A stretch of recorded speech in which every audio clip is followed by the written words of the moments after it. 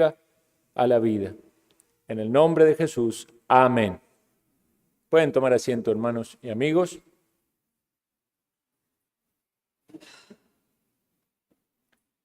Continuamos entonces con el sexto mandamiento. Y en el sermón anterior vimos la primera parte de estas exposiciones. Tenemos algunas más, pero creo que ya todos podemos tener la claridad de que respecto de este mandamiento no nos podemos desligar con la idea de yo no maté, eso no es para mí.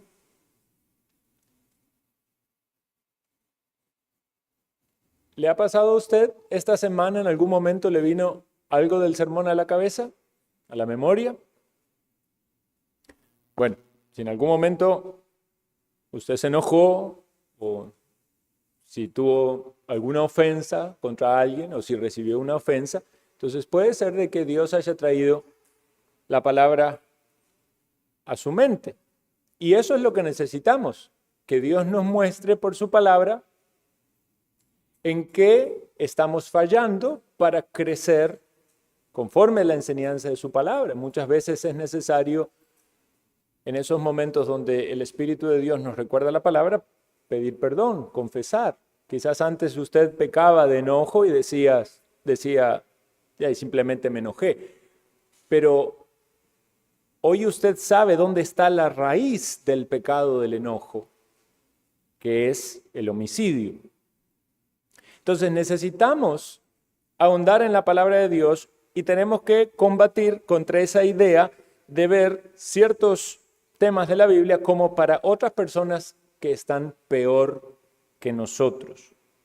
Esto es para nosotros, sí, sin duda aquellos que son asesinos en el sentido completo, físico de la palabra, van a cargar con mayores consecuencias, pero nosotros debemos venir con corazones humildes ante la palabra, dispuestos aún a que Dios nos muestre otras maneras en las que se quebrantan los mandamientos que no son necesariamente las primeras en las que pensamos. Debemos hacer algunas aclaraciones también importantes respecto de este tema.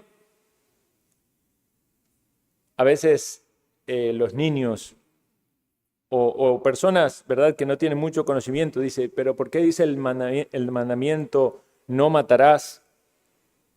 Sin embargo, Dios quita la vida. Bueno, hay como razonamientos a veces, ¿verdad?, un poco maliciosos que no tienen un buen propósito detrás de eso. Dios es el que da la vida y Dios el que quita la vida. Eso no significa que Dios está pecando en ninguna manera.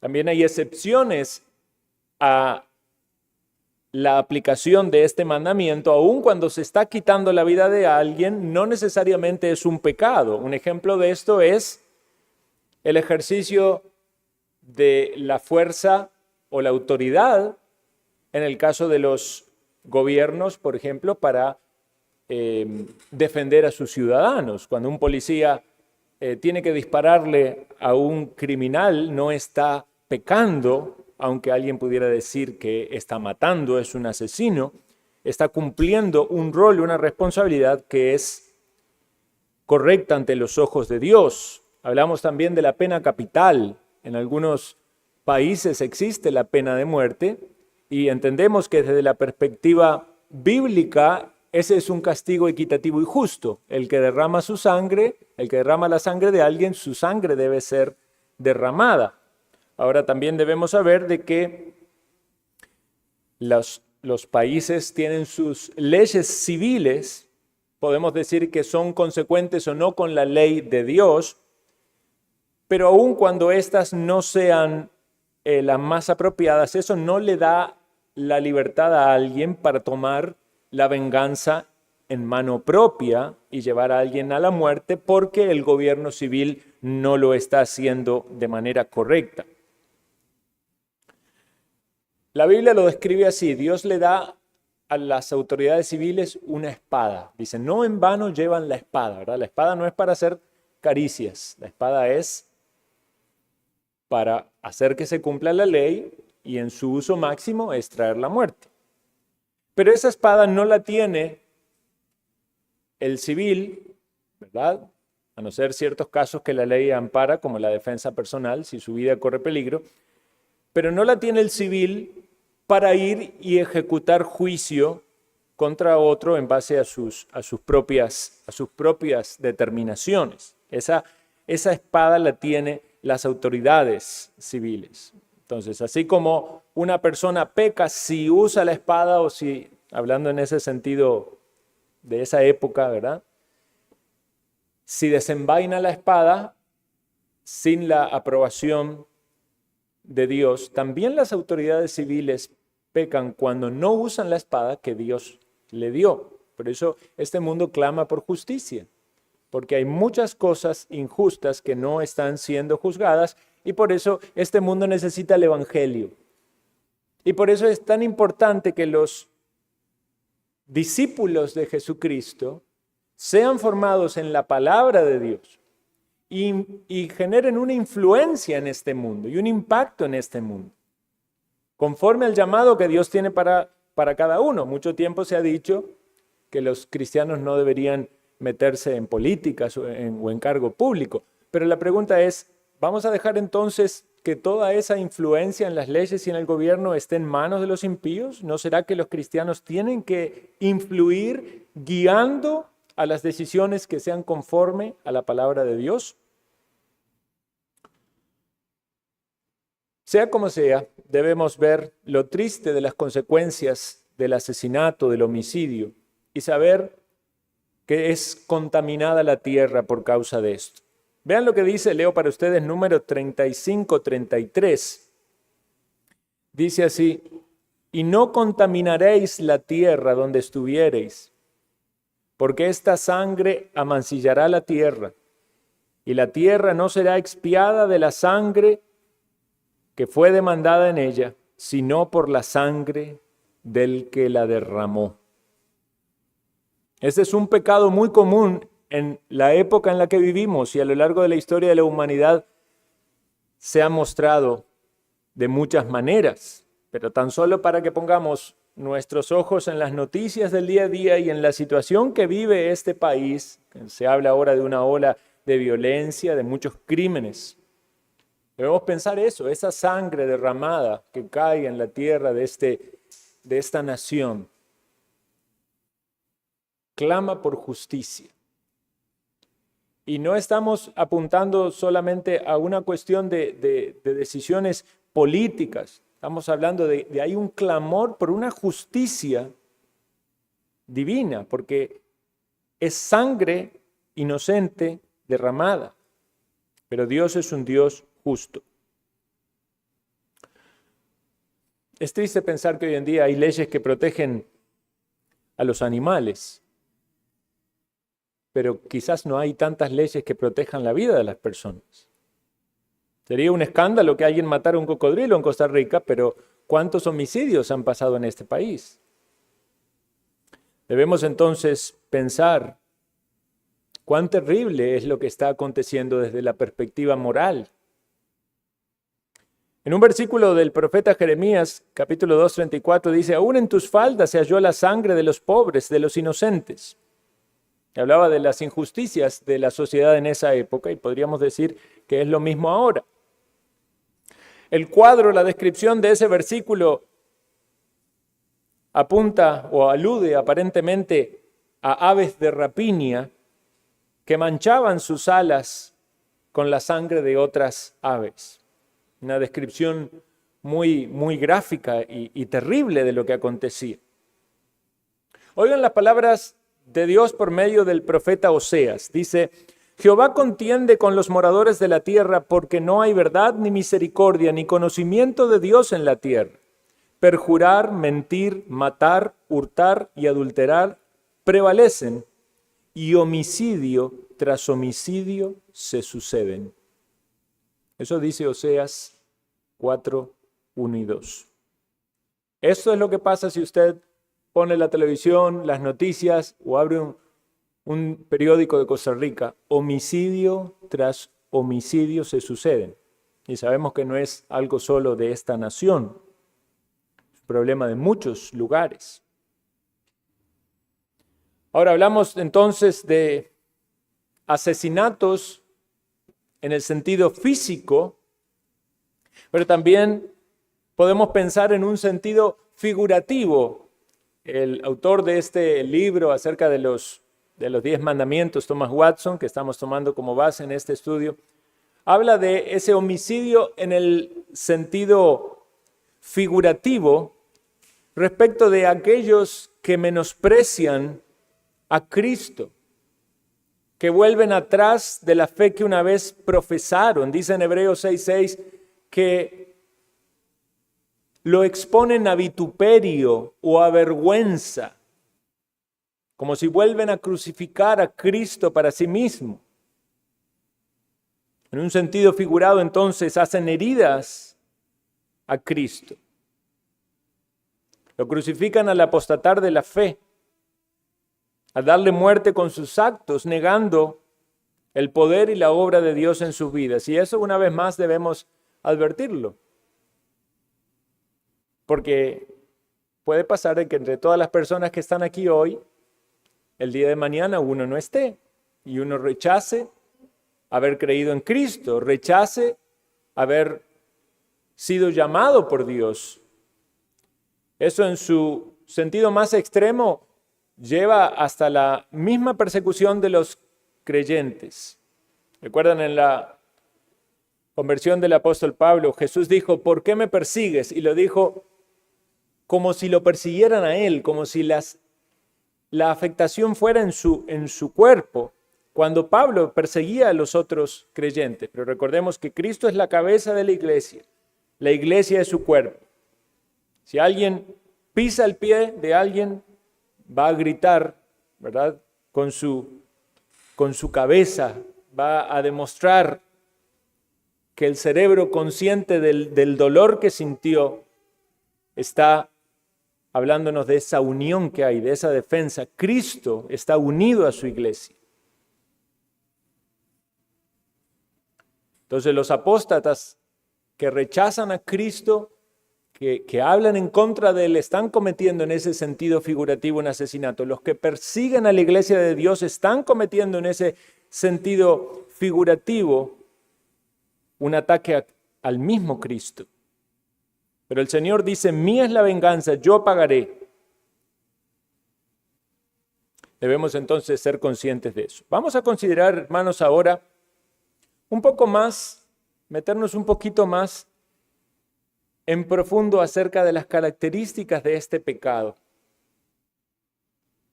Las características del pecado del asesinato, del homicidio. Vamos a ver 7. En primer lugar, es un pecado que ofende seriamente a Dios. Y aquí alguien puede decir, pastor, todos los pecados ofenden seriamente a Dios. Sí, es cierto. Pero meternos dentro del análisis de ese pecado en particular y ver lo que la palabra nos dice respecto de cómo esto debe ser comprendido, nos ayuda a ver más esa seriedad. Es una violación a su mandamiento, lo acabamos de leer. Es pisotear un decreto real porque Dios es rey. Es una ofensa a la imagen de Dios porque los hombres fueron creados conforme a la imagen de Dios. Entonces, atacar a los hombres es ofender a la imagen de Dios. El hombre, los creyentes son en sentido el templo de Dios, el templo del Espíritu Santo. Incluso podríamos decir que desde la perspectiva física y desde la perspectiva espiritual, el hombre es la imagen de Dios. Entonces, tanto aquellos que ataquen al físico de una persona como al alma están atacando a Dios. En segundo lugar, es un pecado que genera un clamor. Dice Génesis 4:10, la voz de la sangre clama. ¿Recuerdan en el asesinato de Abel? La Biblia nos habla de 3 pecados que generan un clamor desde la tierra hacia el cielo. El primer pecado es la opresión. Podríamos recordar el pueblo de Israel cuando estaba en Egipto, lo vimos. Había un clamor de la tierra que subía hasta el cielo porque el pueblo estaba oprimido. En el Salmo 12 dice, por la opresión de los pobres, por el gemido de los menesterosos, ahora me levantaré, dice Jehová, pondré en salvo al que por ellos suspira. Ese es un pecado. El otro pecado que genera un clamor que va hasta el cielo, la Biblia nos habla de la sodomía, o la inmoralidad sexual, como pasaba en Sodoma y Gomorra. Dice en Génesis 18, por cuanto el clamor contra Sodoma y Gomorra se aumenta más y más, y el pecado de ellos se ha agravado en extremo, descenderé ahora. Vean, el descenso de Dios en juicio. Hay ciertos pecados que generan ese clamor de la tierra hacia el cielo. La opresión hizo que Dios descienda para liberar a Israel. La sodomía, que Dios descienda para traer juicio sobre Sodoma y Gomorra. Pero el tercer pecado es el homicidio. Como leí antes, Génesis 4:10, la voz de la sangre de tu hermano clama a mí desde la tierra. Y eso es obviamente figurativo, ¿verdad? La voz de la sangre de tu hermano, la sangre que toca la tierra, producto de un homicidio, como si clamara a Dios pidiendo justicia. Dice Watson, la sangre de Abel tenía tantas lenguas como gotas para que todas pudieran clamar en voz alta por venganza. Recordemos la experiencia de David. David pecó, recuerdan, todos podemos pensar que el gran pecado de David fue el adulterio con Betsabé y las demás cosas, consecuencias de eso. Y en un sentido cronológico es correcto. Pero ¿cuál fue el peor pecado aún en la experiencia de David? David dice en el Salmo 51, líbrame de homicidios. No es que evidentemente él no se haya arrepentido por haber adulterado, claro que sí. Pero él dice, líbrame de homicidios. Él necesitó el perdón de Dios, no solo en el adulterio, sino en el homicidio que cargaba aún más su conciencia. Aunque el Señor visita y castiga todo pecado de alguna manera especial, el castigo viene sobre aquellos que derraman sangre. En el Salmo 9:12 dice, porque el que demanda la sangre se acordó de ellos, no se olvidó del clamor de sus afligidos. Incluso la ley hacía referencia a que si un animal mataba a una persona, ¿cuál era el sacrificio cuál era la respuesta que debía tener el pueblo? Debía matar a ese animal, sacrificarlo. Entonces pensemos que si Dios lo exigía aún de animales que no usan su razonamiento, sino que actúan por instinto, ¿cuánto mayor debe ser el castigo a personas racionales que con conciencia le quitan la vida a otro ser humano? En tercer lugar, el asesinato es un pecado diabólico. Sabemos que Satanás quiere matar, hurtar y destruir. Este pecado lo hace a la persona aún más hijo del diablo. Recordemos que Satanás le dijo allí a Eva en el huerto, no moriréis. Pero así él introdujo la muerte en el mundo como consecuencia. El diablo busca matar. Por lo tanto, detrás de todo homicidio hay una influencia demoníaca.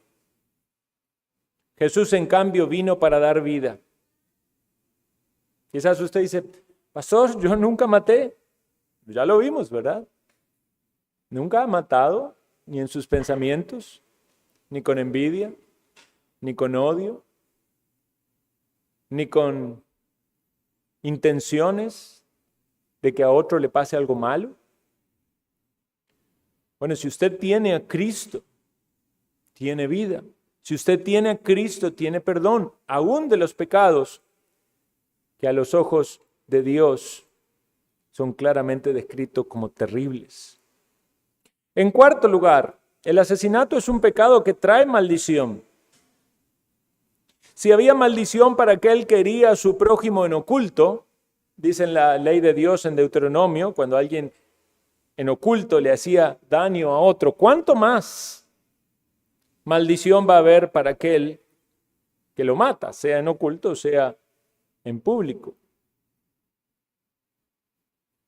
Caín se transformó en asesino y la Biblia nos deja bien en claro que la maldición cayó sobre él. Maldito seas tú de la tierra, que abrió su boca para recibir de tu hermano, de tu mano, la sangre de tu hermano. Hay toda una gran discusión teológica acerca de cómo iba a ser esa maldición sobre Caín, que dice que Dios puso una marca sobre Caín. ¿Cuál era esta marca? Unos piensan de un terror mental que lo acompañaba constantemente. Otros piensan de un temblor, que quedó en temblor. Y hay muchas otras teorías más. Pero lo cierto es que había una maldición sobre él por su pecado. El pecado trae maldición, pero Cristo en la cruz del Calvario cargó nuestros pecados y sufrió él la maldición por su pueblo que había de salvar. ¿No es maravilloso, hermanos, pensar de que tenemos un Redentor? ¿No es maravilloso saber de que en todos nuestros pecados, de hechos, de acciones, de palabras y de pensamientos, Él cargó nuestros pecados y nos da su perdón? Seamos conscientes de eso. Aún los asesinos tienen perdón. Aún los asesinos, en todos los grados de el pecado, tienen perdón. Estamos leyendo y estudiando el libro de Éxodo. ¿Recuerda usted que Moisés fue un asesino? ¿Recuerdan cuando mató al egipcio y lo enterró debajo de la arena? Él escuchó de Dios y escribió este mandamiento que dice no matarás. ¿Será que había venido a la memoria de él su pecado? Pero sin embargo Moisés tuvo perdón. En Hebreos nos dice que por la fe celebró la Pascua y la aspersión de la sangre para que el que destruía a los primogénitos no los tocase a ellos. Moisés fue un hombre de fe. Y porque tuvo fe y porque sabía que era necesario alguien para su redención, como claramente en la Pascua es reflejado por el Cordero Pascual, Moisés también tuvo perdón. Moisés entendió la necesidad de la sangre expiatoria. Moisés sabía de la necesidad de un Mesías y Salvador. Por lo tanto, hay esperanza, aun si entre nosotros hay homicidas, si hubiera asesinos, si alguien que estuviera aquí ha tenido en su experiencia ese pecado, y sabemos que quizás en un sentido extremo, en el sentido completo, físico, de quitarle la vida a alguien, pero todos, con envidias, con odios, con amarguras, con palabras ofensivas, con pensamientos, con malos deseos. En quinto lugar, es un pecado que llama la ira de Dios. Manasés fue un rey muy malo que derramó sangre inocente en Jerusalén. Y dice un texto en Segunda de Reyes, Jehová no quiso perdonar. Hay ira de Dios contra este pecado. Obviamente, si seguimos leyendo más adelante, podemos ver la misericordia de Dios. Porque dice que luego que fue puesto en angustia, oró a Jehová su Dios humillado grandemente en la presencia de Dios. y habiendo orado fue atendido. Es verdad que el pecado llama la ira de Dios. Y si usted permanece sin arrepentimiento, esa ira de Dios está sobre usted. Y va a ser manifiesta en esta vida o aún después de la muerte. Pero hay esperanza para aquel que procede al arrepentimiento. Hay esperanza para aquel que clama a Dios. Si usted lee la historia de Manasés puede decir, qué terrible, cuántas maldades, cuántas atrocidades. Más de uno de nosotros diríamos, yo no lo perdonaría nunca. Pero Dios perdona. Quizás a veces no queremos perdonar a las que nos ofenden, ¿verdad? Pero Dios nos ha perdonado a nosotros. Podemos decir, es que es muy serio lo que hizo. Pero Dios nos ha perdonado a nosotros. ¿Eres tú consciente de lo serio de lo que tú has hecho delante de Dios? Si vienes a Cristo en arrepentimiento y en fe, Él no rechaza a nadie. En sexto lugar, el asesinato acarrea juicios temporales, podemos decir, o terrenales en esta vida. Hay varios ejemplos, creo que usted podría también citar alguno, de personas que han sido muy malvadas y han cometido asesinato y luego, como un boomerang, la maldad recae sobre sus propias vidas. Se dice que el rey Carlos IX causó la masacre de muchos cristianos, pero luego él murió desangrado, con heridas en varias partes de su cuerpo. Se habla de otro rey de los lombardos en el siglo VI llamado Alboino. Quería conquistar Italia, era un rey malvado y derrotó a un rey llamado Cunimundo en la batalla. Y no solo lo mandó a decapitar, sino que hizo de su cráneo una copa para beber vino. Pero vean la maldad, había tomado a la hija de este rey llamado Cunimundo, la hija se llamaba Rosamunda, la tomó por esposa y la obligaba a ella a beber de la copa hecha con el cráneo de su padre. ¡Qué maldad!, diría uno, ¡qué maldad, qué atrocidad! ¿Qué pasó con él? Rosamunda conspiró contra él y lo asesinó. Decía Watson, la venganza persigue al asesino como un sabueso. Y vean el caso de las personas, aún en nuestra época, que andan trayendo muerte a otros, como también la muerte los sorprende a ellos. Vean lo que dice el Salmo 55 y díganme si no es algo que usted mismo puede comprobar, tan solo siguiendo las noticias, escuchando las historias. Salmo 55, 23 dice, los hombres sanguinarios y engañadores no llegarán a la mitad de sus días. Sí, es cierto, algunos criminales pueden llegar a la vejez. Estamos hablando de que es algo que siempre va a ser así, pero en la regla general, los hombres sanguinarios y engañadores no llegan a la mitad de sus días. Y aun cuando alguien pudiera decir que llegó a la vejez y ha cometido muchos homicidios y muchos asesinatos y hasta ahora no le ha pasado nada, ¿qué pasará con el juicio eterno?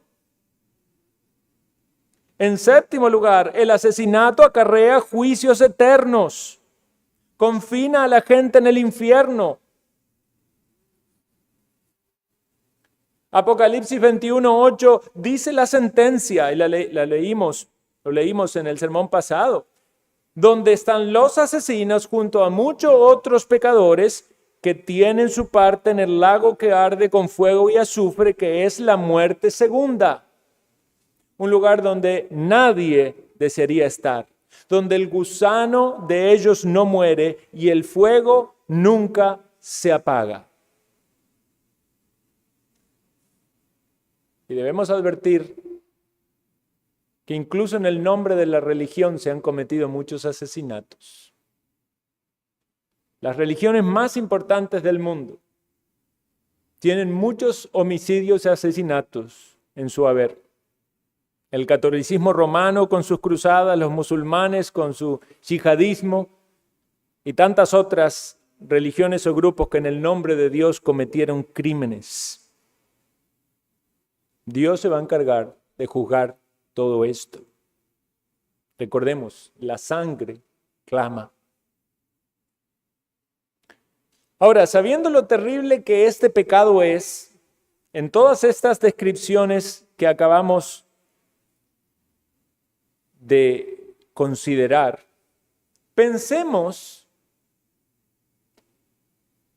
en lo terrible que es no solo herir a una persona en su cuerpo o traerle la muerte en su cuerpo, sino en su alma. Porque así como el mandamiento nos manda, nos dice no matarás, y entendemos que es no darle la muerte a su cuerpo físico o no herir su cuerpo físico, que va hacia ese mismo destino, también debe ser no herir a nadie en su alma. Y quizás esto aún sea peor. Vuelvo al mismo concepto de que el hombre es creado a la imagen y semejanza de Dios, pero Dios no tiene cuerpo.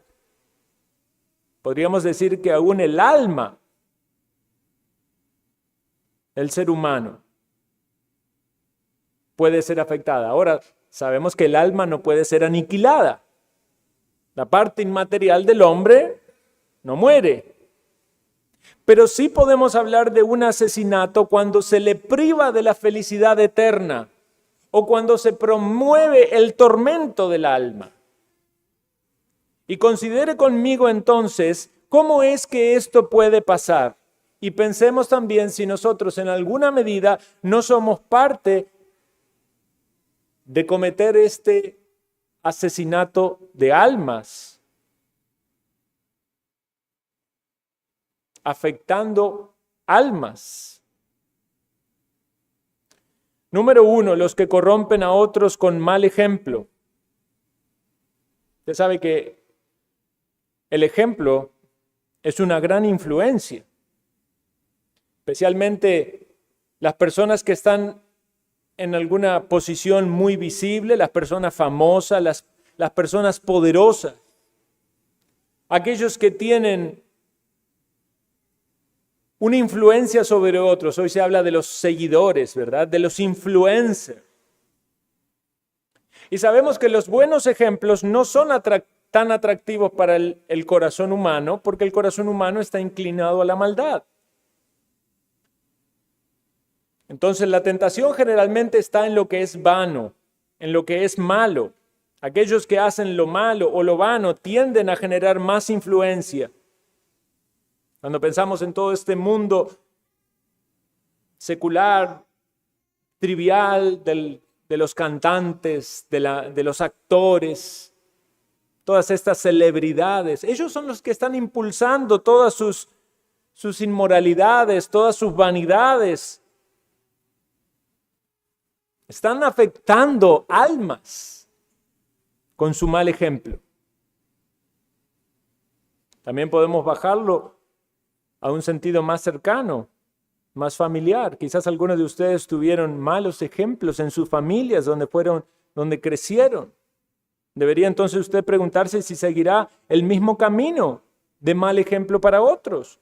Quizás usted tuvo buenos ejemplos y sabe cuán grato, cuánta bendición ha recibido de Dios.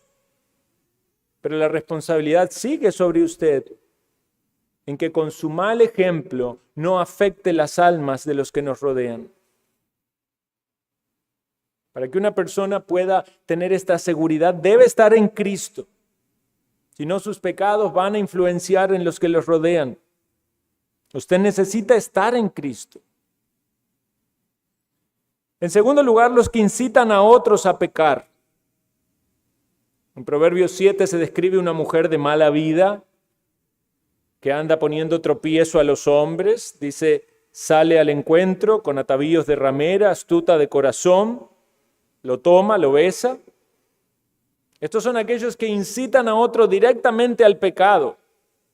Aquí se habla de una mujer. Podríamos pensar en las mujeres con su mala vestimenta, que pueden provocar a otros al pecado. Podríamos hablar también de todos aquellos que hacen apología del delito. Hoy pareciera ser que hasta hay jóvenes que ven en los videos de estos de música, ¿verdad? Casi que con admiración a los pandilleros y a los narcotraficantes porque tienen ese estilo de vida tan fastuoso, tan lujoso.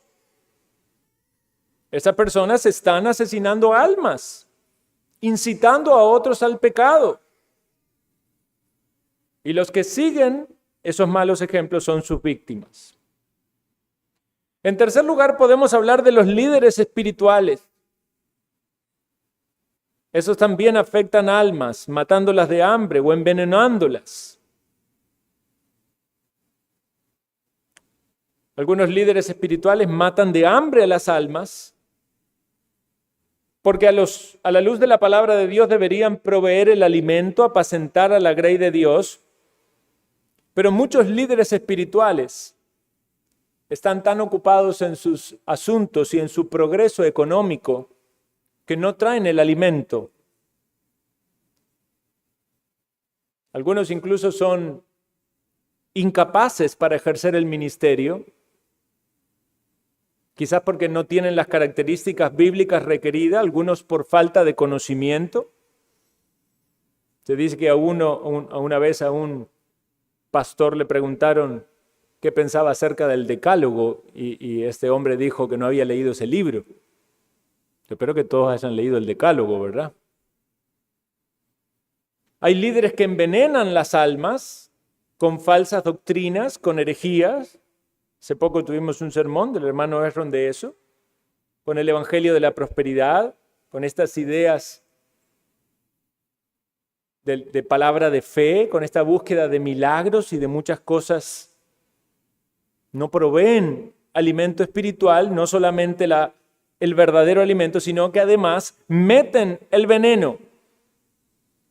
Como el dragón de Komodo, ¿verdad? Que dice que tiene tantas bacterias en su boca, en su lengua, que cuando muerde a alguien, después esa persona con todas esas bacterias contaminadas se muere. Eso están contaminando con herejía. Hoy en día está muy de moda el unitarianismo. El unitarianismo rechaza la idea de la Trinidad. Dicen que Dios, Padre, Hijo, Espíritu Santo es una persona, no tres personas, es una persona. Eso es una herejía, es un veneno mortal. Y podemos hablar de la herejía como un veneno mortal, pero también podríamos hablar del error como algo que trae muchas enfermedades a la vida espiritual de alguien. Y debemos combatir tanto uno como otro. También hay líderes espirituales que afectan las almas con vidas escandalosas. ¿Recuerdan los hijos de Elí? La vida desastrosa que llevaban y cómo afectaron a todo el pueblo. Los ministros, por la vocación que tienen, deben vivir vidas más consagradas. Cuando hay un testimonio malo, hay una contaminación a su alrededor. Es como esas ciudades que tienen esas fábricas con esas chimeneas grandes y que largan esas nubes de gas y de contaminación. ¿Qué pasa con la gente que vive allí alrededor? Muchos de ellos tienen problemas en su salud. Esos gases tóxicos contaminan sus pulmones. Cuando hay líderes espirituales que tienen vidas escandalosas, van a afectar a todo su alrededor. En cuarto y último lugar, están los que destruyen a otros, metiéndolos en malas compañías y en vicios. Dicen que Séneca decía que los vicios saltan sobre la persona que está cerca. Evidentemente, hay resultados de las decisiones que tomamos. Si usted decide ir a la playa todos los días y tomar sol todo el año, no se extrañe de que su piel se oscurezca. Un borracho va a hacer que aquel que está a su lado también sea borracho. A veces los malvados atraen a otros a sus mismos vicios.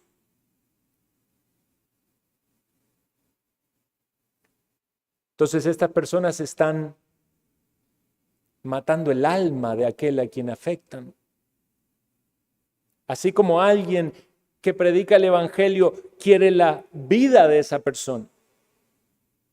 Los que llevan a otros a más pecados quieren la muerte de esa persona, tanto física como espiritualmente. Entonces pensemos qué triste es que algunos van a tener que responder por la sangre de otros.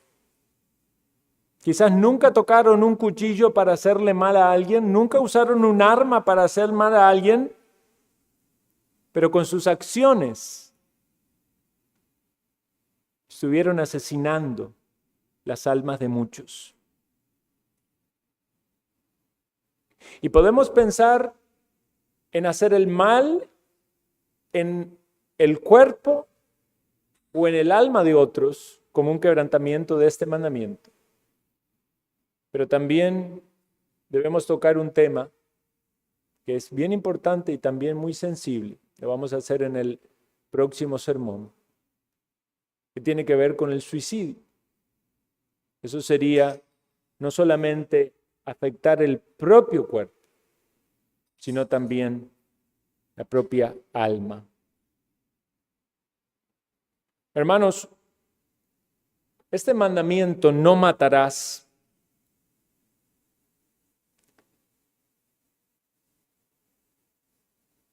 como dije en el sermón pasado, no es un lodo, un lago de lodo y de fango que está muy distante, al cual pensamos que nunca vamos a tocar o a pisar.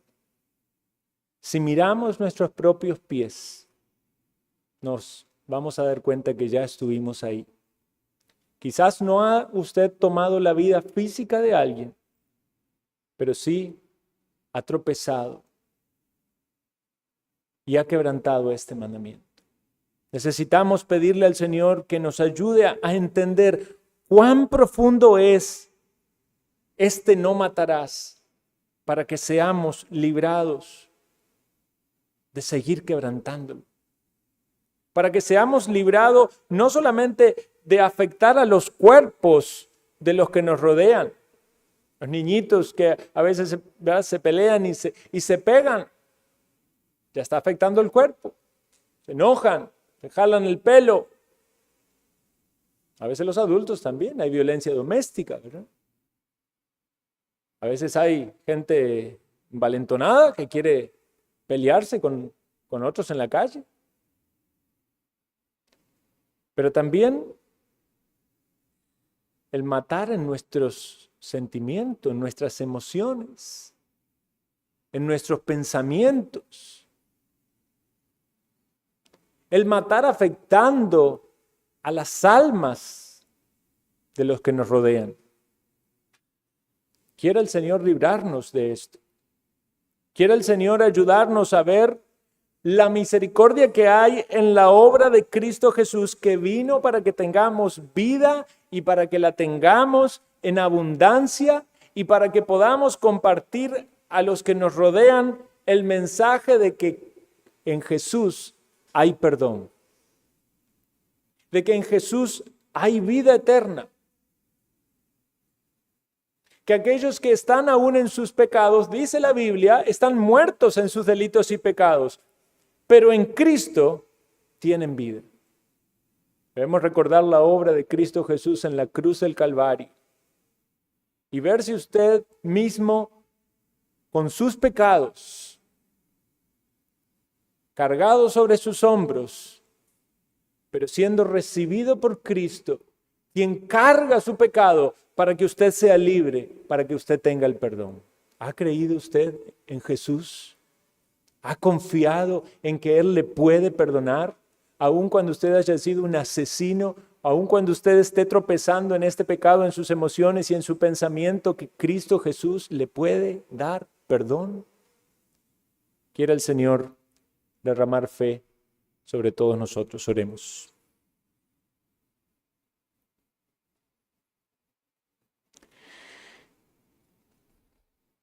Señor Dios, misericordioso Señor, cuán grave es nuestro pecado. Mucho más grave de lo que muchas veces hemos pensado. No vemos correctamente nuestras faltas. Y por eso también no vemos con la apreciación correcta tu santidad. Ayúdanos a comprender, Señor, mejor tu palabra. Muéstranos, Señor, nuestras faltas y concédenos arrepentimiento y fe en Jesucristo, para que exaltemos aún más la gloria manifestada por Él en la obra de redención. Gracias, Señor, porque Jesús cargó nuestros pecados, nuestros homicidios, nuestros asesinatos. Gracias, Señor, por el perdón. Y si entre nosotros hay personas que aún no tienen esta claridad y esta confianza, Señor, solo tu Santo Espíritu puede darles luz, darles entendimiento del perdón, del amor que Cristo ha manifestado. Salva, Señor, a los perdidos.